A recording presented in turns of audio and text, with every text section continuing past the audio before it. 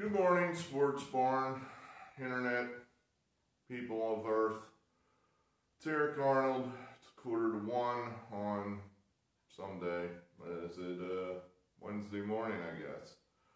So, why am I here? I'm here to recap tonight's latest goddamn disaster and throw out a whole bunch of more picks, which I'm sure they'll lose too.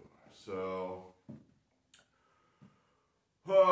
what was it? The man worthwhile is the man that can smile while he's getting his teeth kicked in pick after pick after pick. Was that what Judge Smale said? Something like that.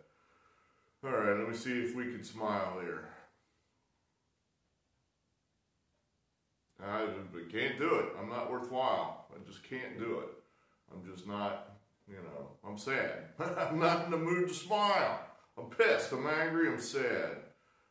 Feeling a negative emotion, and I'm that. If I'm trying, let's look at it this way.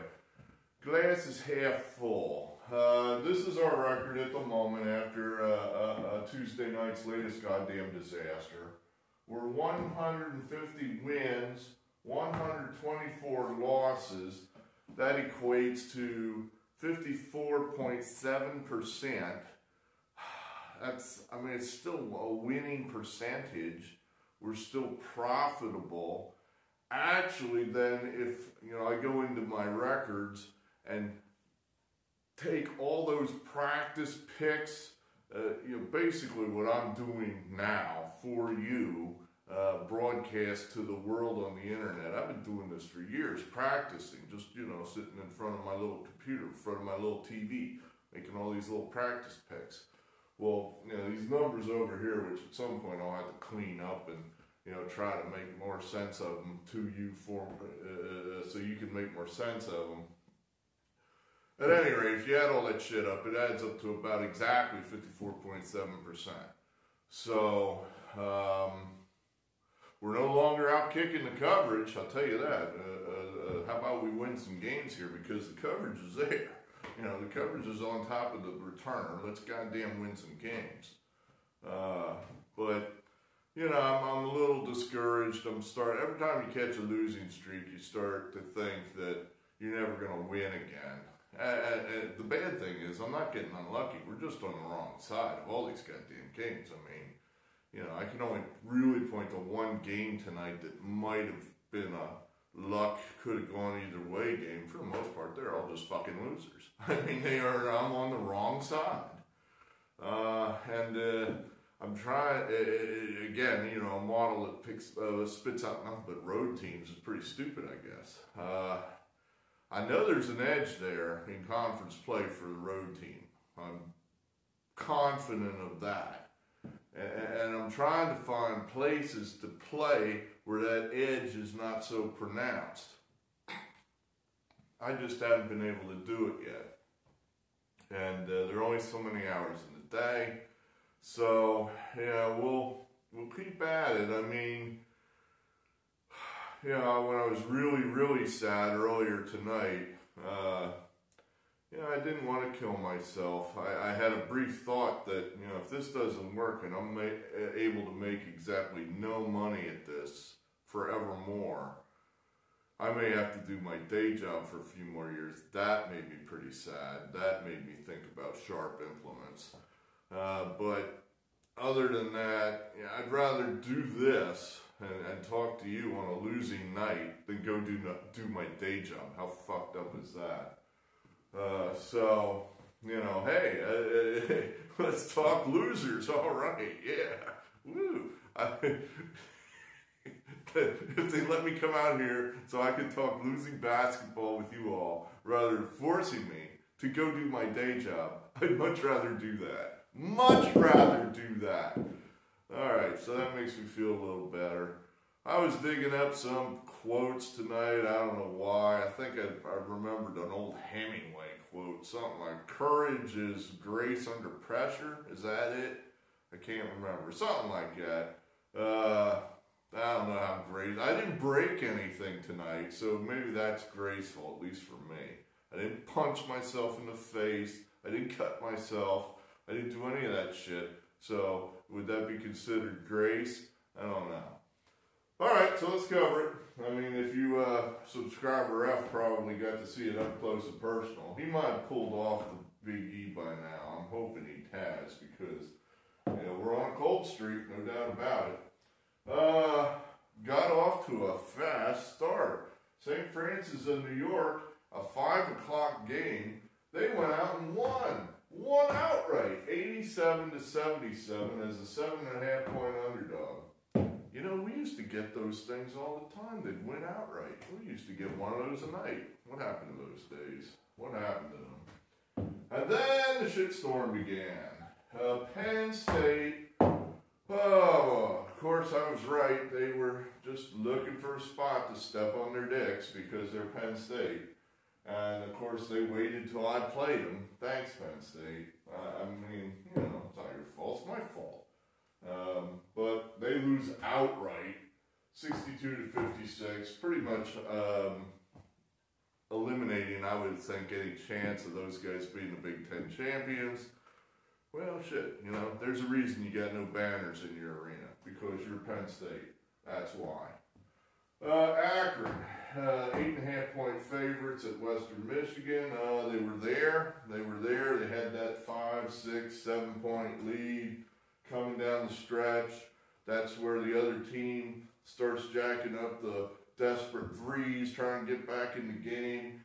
They miss. We get a bunch of free throws. The lead stretches out. Win. Well, it didn't happen. Apparently, Western Michigan made some of those desperate threes, and the game got close, and we lost. So Akron gets the win, but not by enough. That number made me nervous right off the bat. That's one of the things I'm concerned about is these point spreads. I'm starting to feel everybody knows what I know, because I look at these lines and I say, why is that so high? It just seems like, why is that so high? You know, and I play it anyway because that's what my little model says. I'm just kind of thinking 5 years ago, my little model would have said play this game, and that number would have been 4, not 8.5. So anyway, that's a loser. Merrimack, this was disappointing. I kind of think this team's better than Bryant. Or maybe they're just having a magical lucky season. But, you know, they were right there down the stretch, had a 1 or 2 point lead, and then, you know, it just fell apart for them. They just couldn't do dick, and Bryant pulled away and won the game, 61-52. Another loser, Robert Morris, never in it for their umpteenth loss in a row to St. Francis. I mean, I don't know what the fuck I was thinking there. I was like, oh, yeah, it's like a subscriber Myrtle Beach and his old Krusty the Clown joke. You bet your life savings on the Washington Generals? I thought they were due. Yeah, I thought Robert Morris was due at St. Francis. What? How fucking idiot I am. St. Louis, another huge disappointment. They were up in the second half, playing a bad UMass team. And they just could not get it done. I mean, very frustrating. I played against this team Saturday. They look great. They kill me. I play them tonight, and they fall apart. You know, it's just right now, if I play a team, they're going to play poorly. If I play against them, guaranteed they're going to play well. It's very frustrating. So another loss. They lost outright 67-63. Ole Miss is about the only game that might have gone either way. I watched like the last 5 minutes, but you know, it probably wasn't. This game, in my mind, Ole Miss was a better coached team. And again, this happened once before. Coming down the stretch, Missouri executed their offense. Ole Miss played no defense. Ole Miss kicked the ball off their fucking feet. Ole Miss missed a couple of free throws. It sure looked to me like Missouri was the better coached team. And, you know, they did just enough to lose. Just enough to lose. If they had hit one more shot, maybe they would have covered that, but they didn't. So, another loser, 71-68. And then two here that probably, if these had lost, I wouldn't be out here. I just would have gone to bed and sulked. And all the work that I'd done previously today probably just would have saved me the indignity of coming out here tomorrow and tell you about more losers. But at any rate, Creighton gets it done. They look good. 73-65. They're hot for the moment. Don't know, teams don't stay hot generally. The good teams, maybe like Kansas, they're not hot, they're just good. Creighton, are they good or are they just hot? They're probably just hot. That'll end at some point. And then Baylor, they took care of business. Somebody pointed out to me that they might look ahead to the big Kansas game Saturday. By the way, that game is at 11 o'clock local time for Baylor and Kansas. I mean, what the hell kind of sense does that make? I swear to God, what does ESPN do? Who programs these games? I'm sure there's a reason for it, but I don't know what it is. I mean, that's your premier game, Kansas and Baylor. Those are two, arguably two best teams in the country. And you're going to put that game on at noon. That's just stupid. But, hey, I'm sure somebody smart is behind it. And there's rationale that I can't understand. I mean, whoever programmed that game probably wouldn't have had any of these fucking teams tonight. So, I guess I'm the stupid one. At any rate, so Baylor gets it done. I was talking in a big circle there, I forget. Oh, I know, I was going to make a point about looking ahead. I don't know that happens in college sports. It certainly happens in the pros. But in college sports, I don't know teams look ahead. It's the coach. The coach is the one that determines whether you're going to play hard or not. And if he decides he wants his team primed, razor sharp going into that Kansas game, well, then he is going to be all over those guys, trying to whip them and make them fucking play hard and get the W. So that team is sharp going into that Kansas game.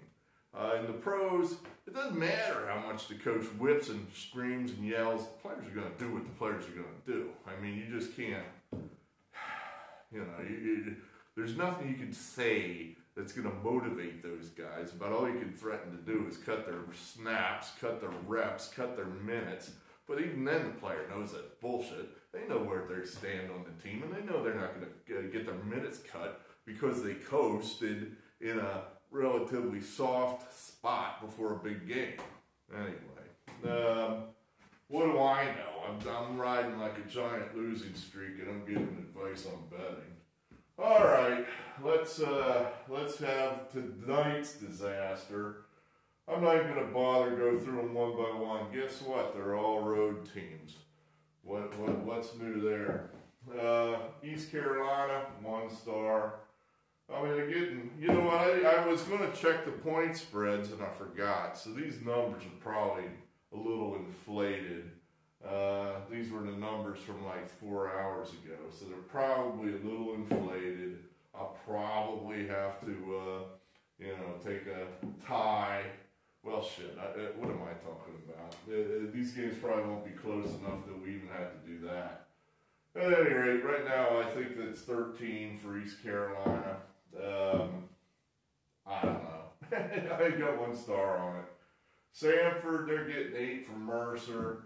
I think the two teams are just relatively closer in talent and record than the point spread indicates. Lehigh, they're getting 13 points. That kid finally is playing again. They have a pretty big, like a 6'9" white guy on that team that is one of their main guys that's missed half the season. Well, he played in the last game. He only played like 15 minutes, but now I think they're starting to, he's one of their main guys. And Lehigh usually is one of the top half of the Patriot. They just had an awful year because they've had some injuries, but getting that guy back, I'm thinking it's got to help them. So maybe they hang close. I don't know. Lamar, all 1 star. I don't like Lamar's coach, but my model screamed at me I had to take this one, so I did. Nicholls State, 2 stars. They're 3.5 point favorites at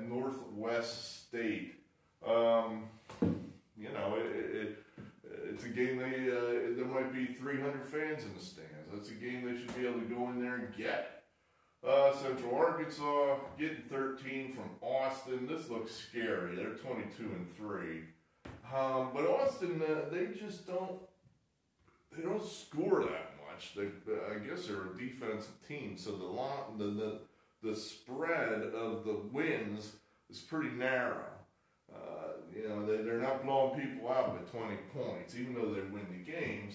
The spreads are relatively close, so maybe Central Arkansas is able to hang in there. Illinois State, 11.5. I was thinking that, I'm getting my ass kicked right now because I have all these road teams, and sometimes I'm always taking these big point spreads. There's a countervailing thought there. These teams are coming into the stretch, these good teams, and some of them maybe just want to take a break where they can take a break and rest up for the really important games. So could that happen? It certainly seems like it happens when I'm laying the big points. But, let's see what happens. Let's hope that happens. Jesus Christ. Louisiana Monroe, they're getting 8 from Arkansas State. I've had these guys a couple different times lately, and they certainly didn't look all that great to me. So they're pretty big favorites here, so maybe Monroe can hang with them.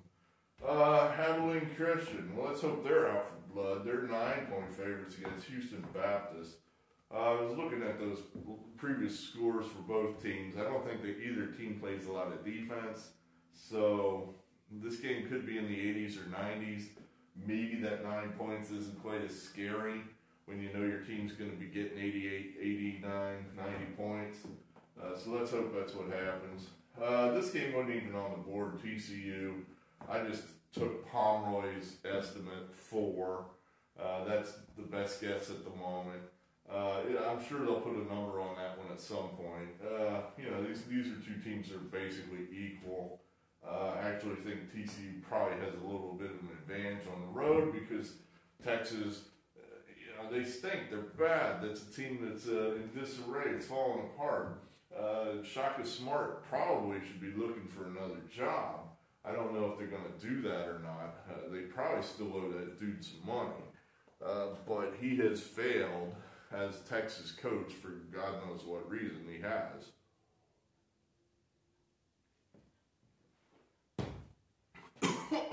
So things go bad there. He could start booing, could get the pressing, advantage TCU. Cal Baptist, out of the whack, 18-7. I don't know who they're playing, but 18-7. There's no number there.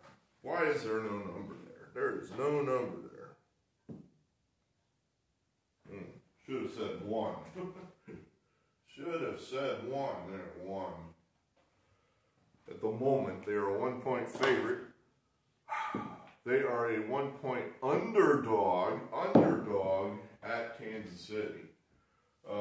Sure, why not? Kansas State, they're 11.5-point underdogs at Texas Tech. Same deal here. Kansas State generally plays pretty tight defense, keeps the scores down. Maybe they're able to lose that game by 10 points.